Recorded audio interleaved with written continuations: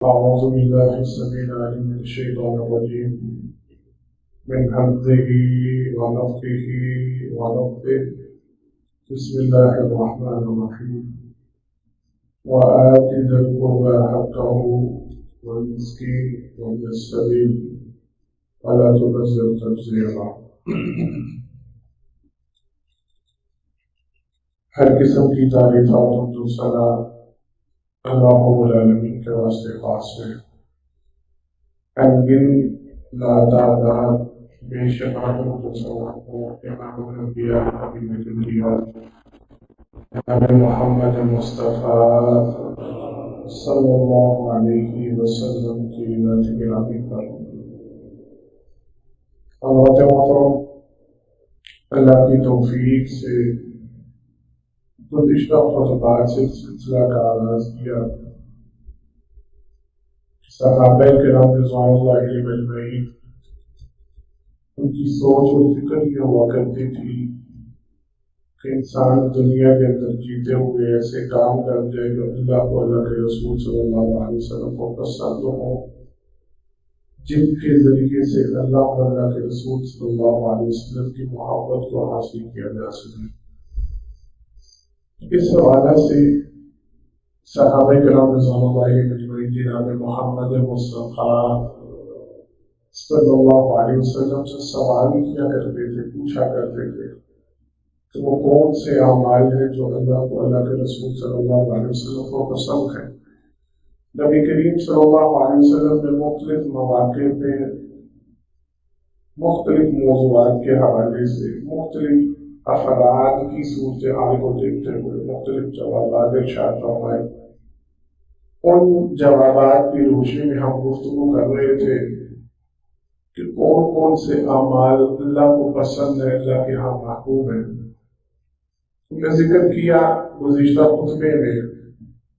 آج انشاءاللہ عزیز یہ خطبہ اس موضوع کے حوالے سے کوشش ہوگی آخری خطبہ ہوتا کہ اللہ موضوع پر حقیق سے روشنی کیا جا سکے. صحابی کا حاضر ہوئے جناب ابو قتادہ رضی اللہ تعالیٰ نے اس کے راوی ہیں. ایک قبیلہ تھا خشام، اس قبیلے کا ایک فرد نبی کریم صلی اللہ علیہ وسلم کے پاس آیا. اس نے آ کے سوال کیا، اللہ کے پیغمبر صلی اللہ علیہ وسلم کیا آپ اپنے متعلق گمان کرتے ہیں کہ آپ اللہ کے رسول ہیں؟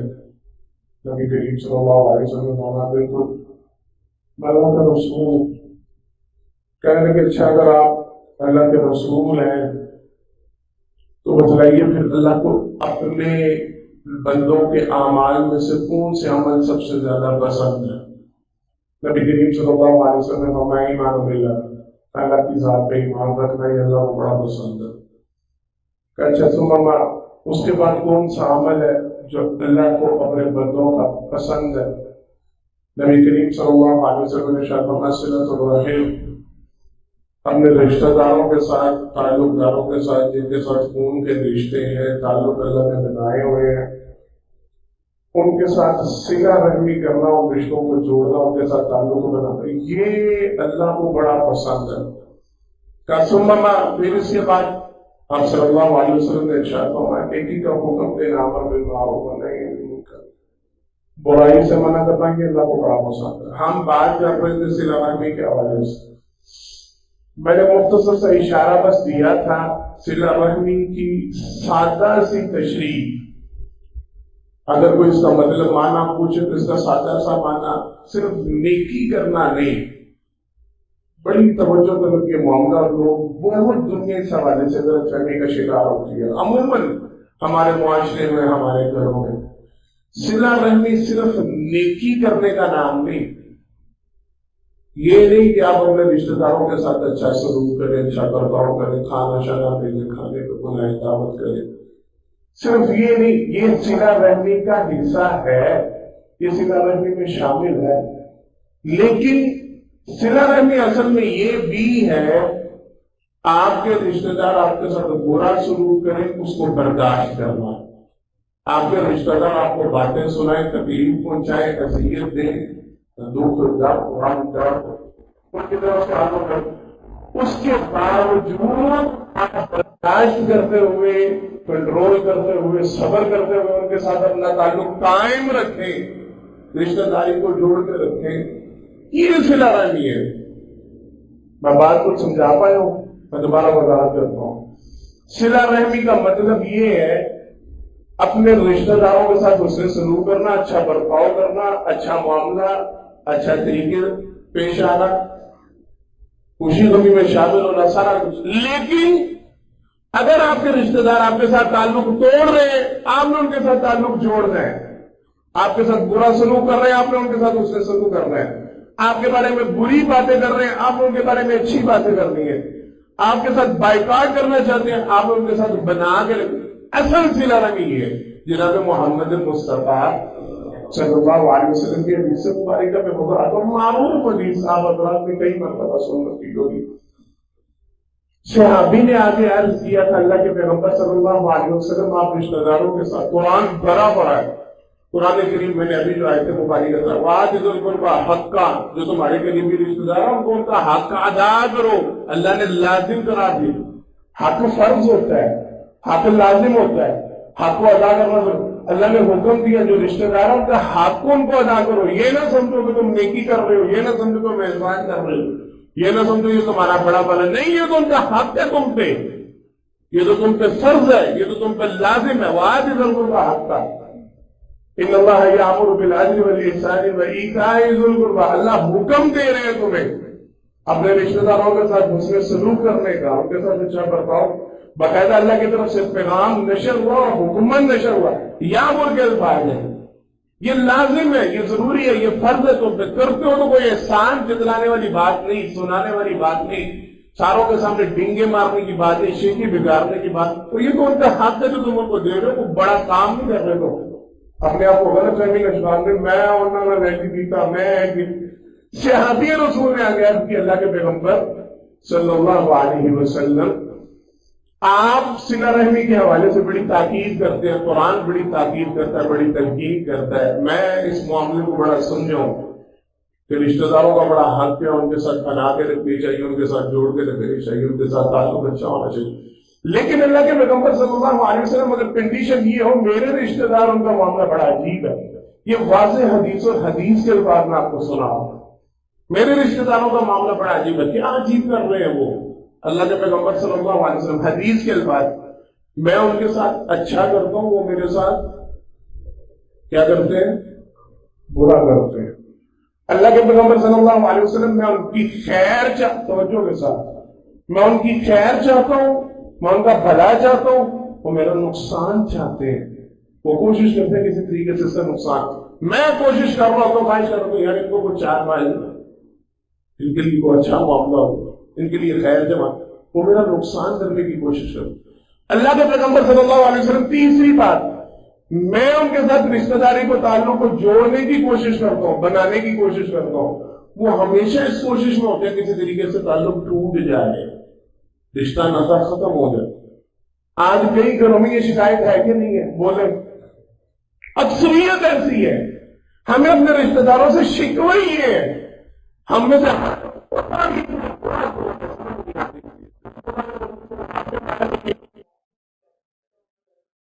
اسی نے بنا جانے ہوئی نہیں چندے جانے انہوں ہو رہی سوچی، ہر رشتہ دار اپنے رشتہ دار کے بارے میں جناب محمد مصطفیٰ صلی اللہ علیہ وسلم کی یہ کنڈیشن ہے، میں اچھا چاہ رہا ہوں، وہ برا چاہ رہے ہیں، میں خیر کرتا ہوں، وہ برا چاہتے ہیں، میں ان کے بارے میں اچھائی کی سوچ رہتا ہوں، وہ میرے بارے میں برائی کی سوچ، میں تعلق بنا کے رکھنا چاہتا ہوں، وہ تعلق توڑنا چاہتے ہیں۔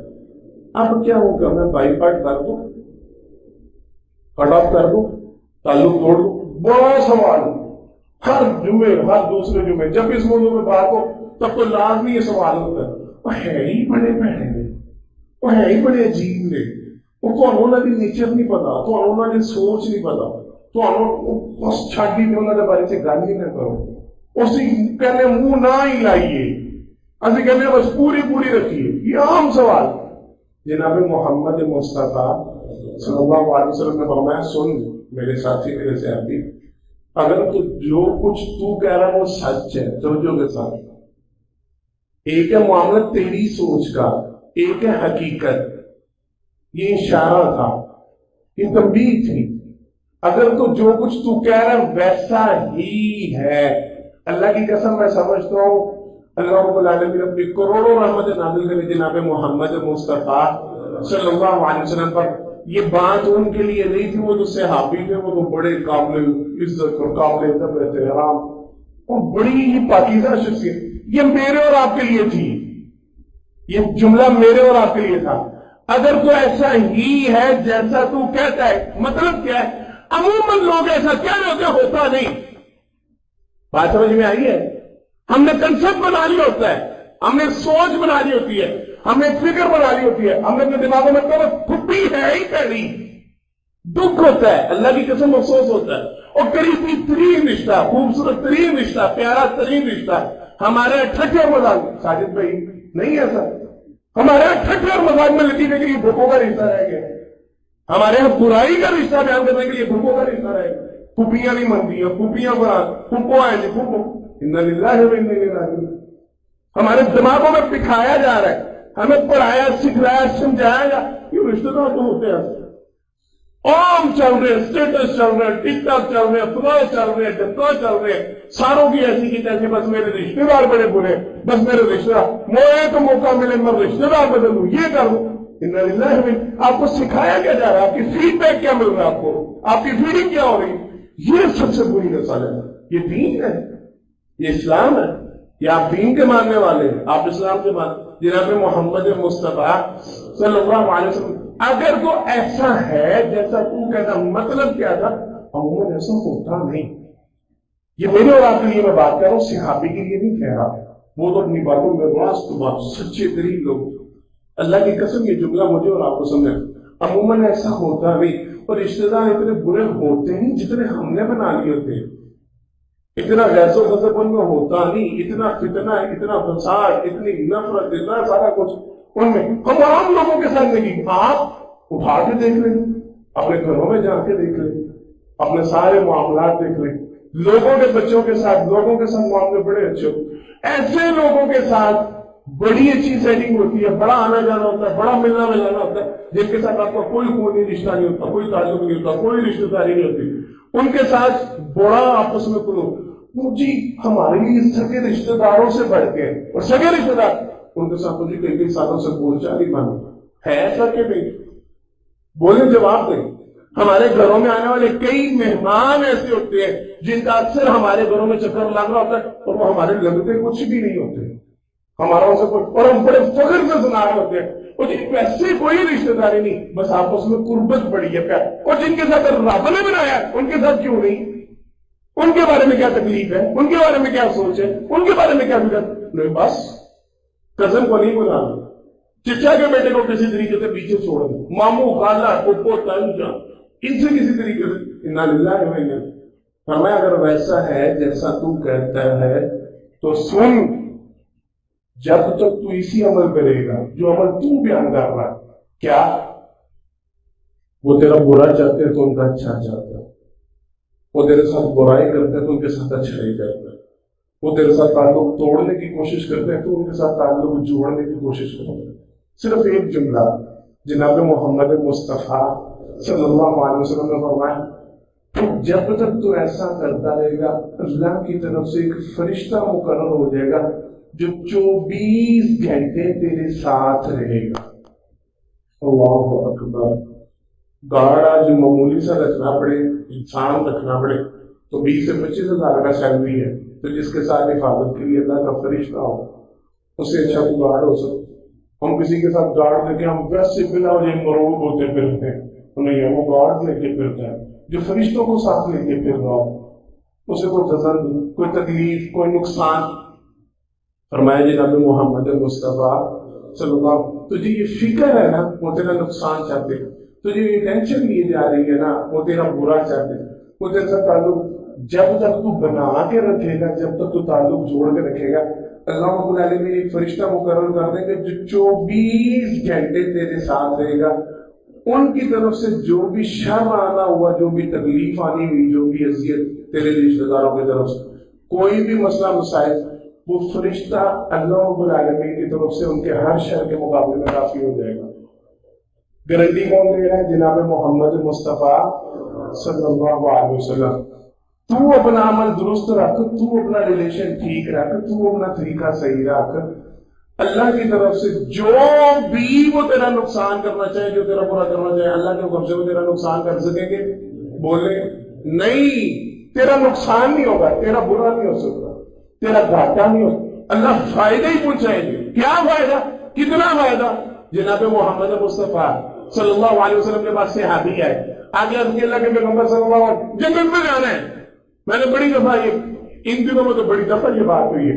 سوال ہی بڑے عجیب ہوتے تھے، بڑے پیارے. ہمارے لیے عجیب ہے نا، کیونکہ ہم نے کبھی توجہ ہی نہیں دی. ہم نے قاری صاحب سے کبھی چٹھی بھیج کے، کبھی لیٹر بھیج کے، کبھی خط بھیج کے، کبھی پرچی بھیج کے یہ سوال نہیں کیا کوئی جنت میں جانے کا آسان طریقہ بتا دے. معذرت کے ساتھ تو طنز نہیں کر رہا. تو ہم نے قاری صاحب محترم کو کبھی بٹھا کے یہ نہیں کہا کو آسان یا اچھا جا وظیفہ دسو، کو آسان یا اچھا جا عمل دسو، کو جنت جان کا سوکھا طریقہ دسو. ہم نے تو یہ کبھی پوچھیں گے کیوں ہماری ترجیح آ گئی. آگے سوال کیا اللہ کے پیغمبر صلی اللہ علیہ وسلم جنت میں جانا ہے، جنت میں جانے کا آسان حل بتائیں، آسان طریقہ بتائیں. نبی کریم صلی اللہ علیہ وسلم نے فرمایا کچھ عمل بتلاتا ہوں ان کو مضبوطی سے پکڑ لو. کیا عمل؟ آپ صلی اللہ علیہ وسلم نے فرمایا تعبد اللہ ولا تشرک بہ شیئا. پہلی چیز یہ اللہ کے ساتھ کبھی کسی کو شریک نہیں ٹھہرانا اور اللہ کی عبادت بولے کرنی ہے. میں بڑی دفعہ سمجھا، کاش مجھے یہ سب سے پہلے سمجھ آ جائے اور پھر آپ سب کو سمجھ آ جائے. بولے آمین. کاش ہمیں لا الہ الا اللہ کا صحیح مفہوم سمجھ آ جائے. میں نے بڑی دفعہ وضاحت کی ہے اور لا الہ الا اللہ کا خالی ترجمہ اللہ کے علاوہ کوئی الہ نہیں، یہ ترجمہ غلط ہے، یہ ترجمہ غلط ہے. میں نے بتایا ہوا ذہنوں میں اکثریت کے بھی نہیں رہا. اللہ کے علاوہ کوئی الہ نہیں، یہ ترجمہ غلط ہے. لا الہ الا اللہ نہیں، یہ ترجمہ غلط ہے لا الہ الا اللہ کا. لا الہ الا اللہ کا اصل ترجمہ یہ ہے اللہ کے علاوہ کوئی الہ نہیں لیکن اللہ الہ ہے. لا الہ کوئی الہ نہیں، یہ تو یہاں پر ختم ہو جاتا ہے. الا اللہ مگر اللہ الہ ہے، یہ اصل ترجمہ ہے. مطلب کیا ہے؟ اللہ کے علاوہ کسی کی عبادت نہیں ہوگی لیکن اللہ کی عبادت ہوگی. اللہ کی عبادت کرنی ہے، اللہ کی پرستش کرنی ہے، اللہ کی پوجا کرنی ہے، اللہ کے لیے نظر و نیاز کرنی ہے، اللہ کے لیے سر جھکانا ہے، اللہ کے لیے روزے رکھنے، اللہ کے لیے نظر زکات صدقات خیرات یہ معاملے کرنے ہیں. ہم کیا کرتے ہیں؟ ہم لا الہ الا اللہ کا سادہ تو ترجمہ کرتے ہیں اللہ کے علاوہ کوئی الہ نہیں اور پھر ہم اللہ کی عبادت سے بھی منہ موڑ دیتے ہیں. ہمارے ہاں نمازیں نہ پڑھنے کی بڑی وجہ یہ ہے ہم بھول چکے اور لا الہ الا اللہ پہ عمل اس وقت تک نہیں ہوتا جب تک بندہ رب کی عبادت کر لیتا ہے. سمجھ آئی ہے؟ جب تک اللہ کی عبادت نہیں کر لیتا لا الہ الا اللہ پہ عمل پورا نہیں ہوتا. اور لازم شرط ہے آپ اللہ کے علاوہ کسی کی عبادت نہ کریں لیکن اللہ کی عبادت کریں، اللہ کے سامنے سر جھکائیں، نمازیں ادا کریں، زکات ادا کرے، حج کرے، روزے رکھے، یہ سارے تو فرائض ادا کرے، پھر لا الہ الا اللہ کا صحیح مفہوم کرو. یہ بات جناب محمد مصطفیٰ صلی اللہ علیہ وسلم نے ارشاد فرمایا ان تعبد اللہ، تو اللہ کی عبادت کر. یہ نہیں کہا کہ صرف اللہ کے علاوہ کسی کی عبادت نہیں کرنی اور اس سے نہیں، سمجھ تو اللہ کی عبادت کر، اللہ کے سامنے سر جھکا اور نمازیں ادا کیا کر اور دین کو اپنایا کر، دین پہ عمل پیرا ہو. ولا تشرک بہ، اللہ کے ساتھ کسی کو شریک نہیں ٹھہراؤ. پہلا کام صحابی نے سوال کیا ہوا ذہن میں رکھیے گا، اللہ کے پیغمبر جنت میں جانے کا آسان رستہ کیا؟ عبادت کر اور اللہ کے ساتھ کسی کو شریک نہیں. پھر تاکید عبادت کیا ہے؟ فرمایا تقیم الصلاۃ، نماز کو قائم کیا کر، اول وقت پہ ادا کیا کر، با جماعت ادا کیا کر، مسجد میں جا کر. یہ سارے مفہوم نماز کو قائم کرنے میں آتے ہیں، نماز کی ادائیگی میں آتے ہیں. جب نماز کو قائم کرنے کا لفظ بولا جاتا ہے تو اس میں یہ سارے ترجمے آتے ہیں. پر نماز کو قائم، مائیں بہنیں بیٹیاں افضل وقت میں نماز گھروں میں ادا ہو.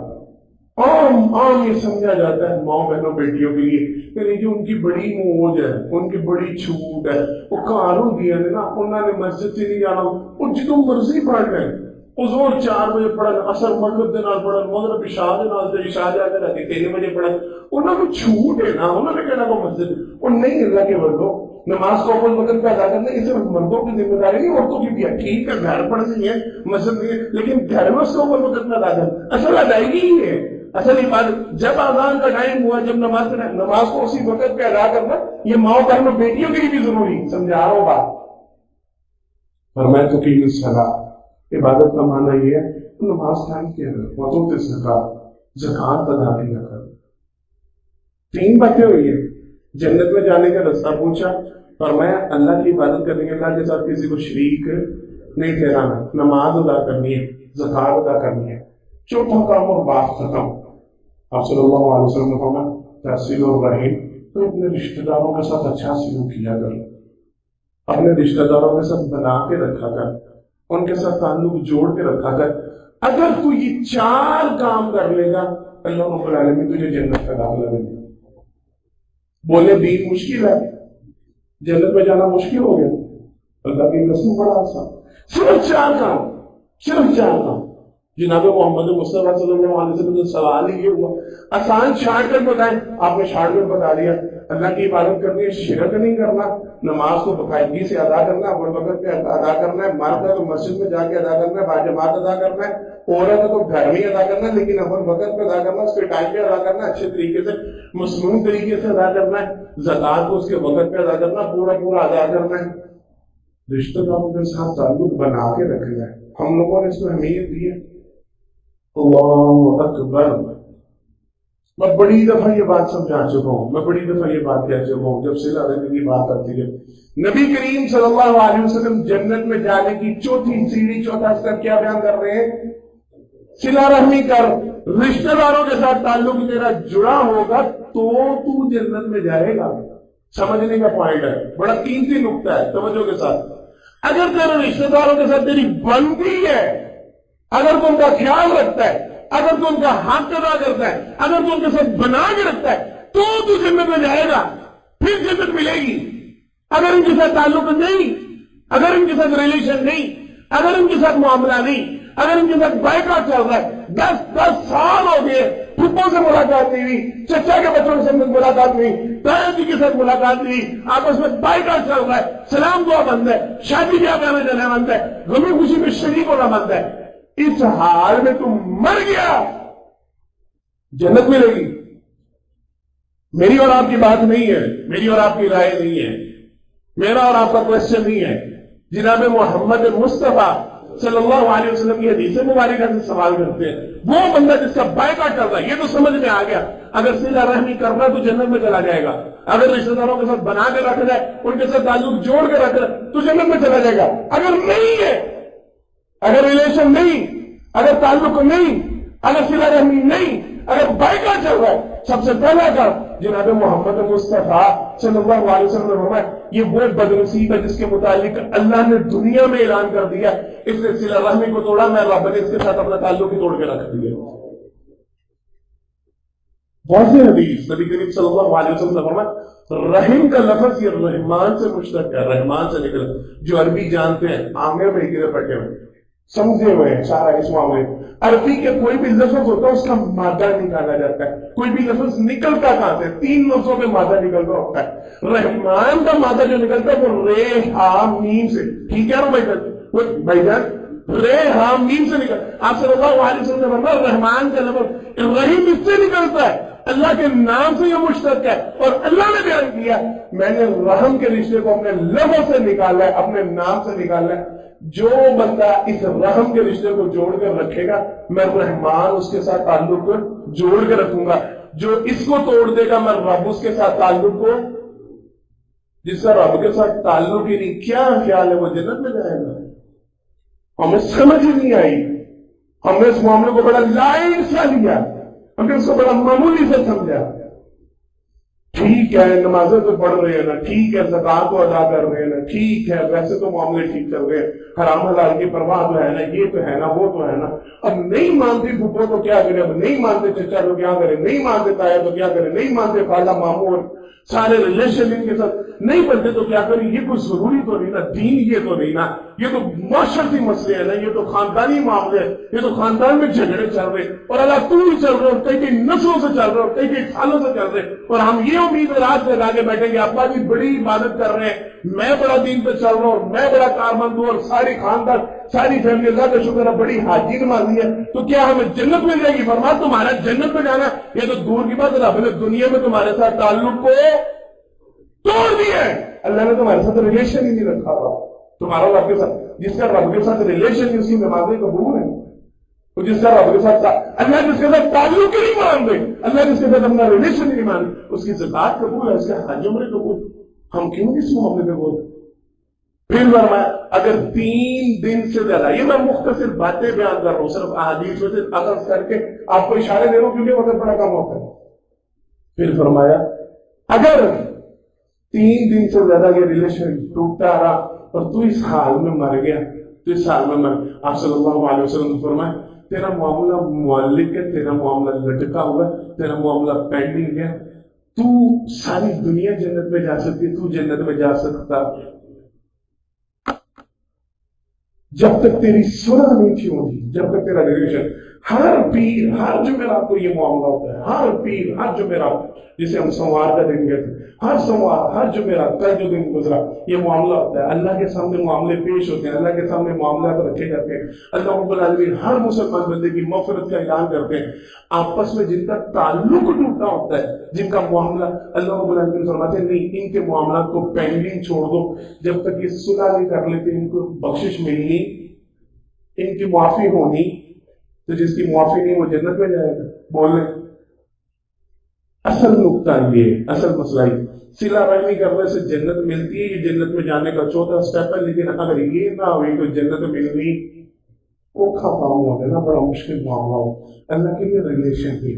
پھر توجہ کے ساتھ سوال ہوتا ہے، اور یہ آپ کی پسند کا، میری پسند کا، ہم سب کی پسند کا سوال ہے، لوگ پوچھتے ہیں وظیفہ چاہیے، رزق میں اضافہ چاہیے، کاروبار میں برکت چاہیے، میں کہاں کرتا ہوں جو وظیفہ جناب محمد مصطفیٰ صلی اللہ علیہ وسلم دے اس سے بہتر کو وظیفہ ہو سکتا ہے؟ نہیں، آپ صلی اللہ علیہ وسلم نے فرمایا من احب ان یبسط له فی رزقه او ان ینسى له فی اسره فلیصل رحمه، جس بندے کو خوشی ہوتی ہے نا کہ اس کا رزق بڑھ گیا، کس کو خوشی نہیں ہوتی؟ بولیں کوئی رزق بڑھنے سے ناخوش ہوتا ہے، کوئی رزق بڑھنے سے پریشان ہوتا ہے؟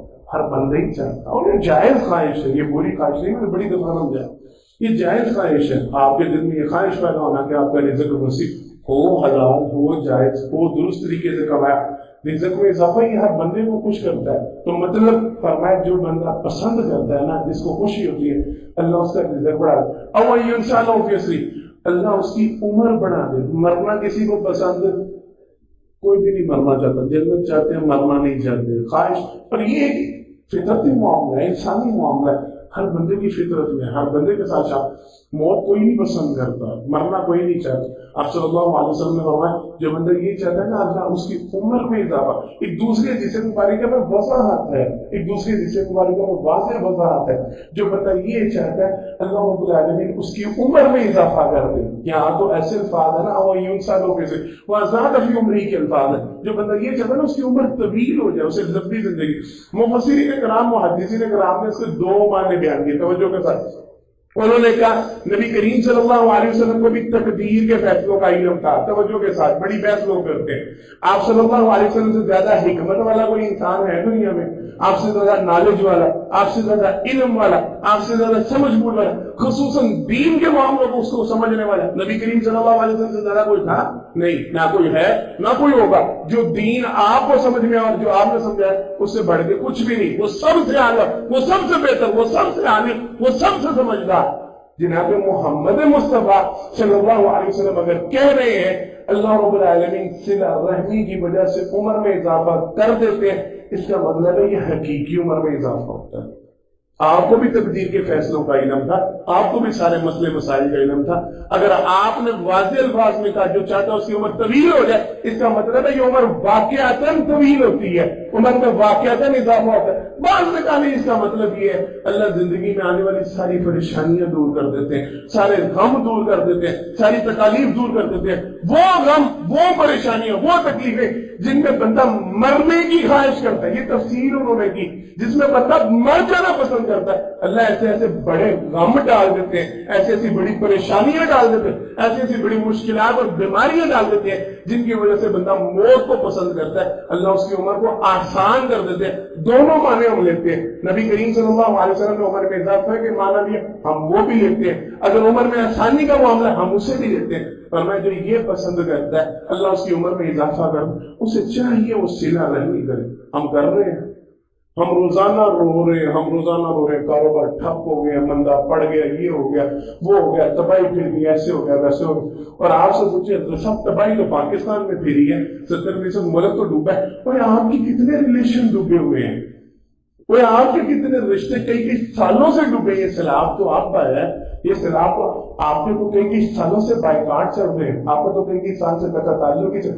آپ اپنے بارے میں کیا گمان کرتے ہیں؟ آپ پاس ہیں، آپ کامیاب ہیں، آپ کو رزق کھلا ملے گا؟ نہیں، رزق تو ان کو ملتا ہے جو صلہ رحمی کرتے ہیں، جو رشتہ داروں کے ساتھ بنا کے رکھتے ہیں، جو تعلق جوڑ کے رکھتے ہیں۔ ہاتھ اٹھا کے وعدہ کریں بنائیں گے انشاءاللہ رشتہ داروں کے ساتھ تعلق جو ابھی بڑی حدیث تھی، لیکن وقت میرا مکمل ہو چکا ہے، میرے بعد مکمل یہاں پہ بات ختم کریں۔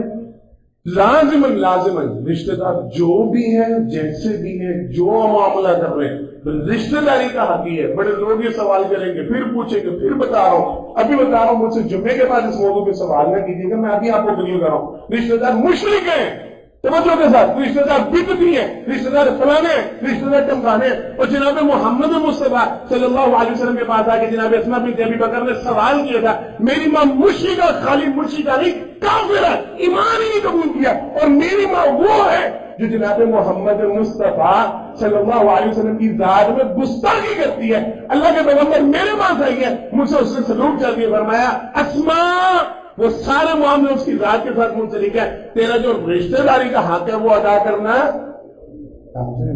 وہ ضروری ہے۔ وہ آپ کو رشتہ دار پیڑے نے، چنگے نے، فلان نے، ٹمکان نے، وہ بھائی جو معاملہ وہ ان کے ساتھ ہے، آپ کو رشتہ داری کا حق ادا کرنا پڑے گا۔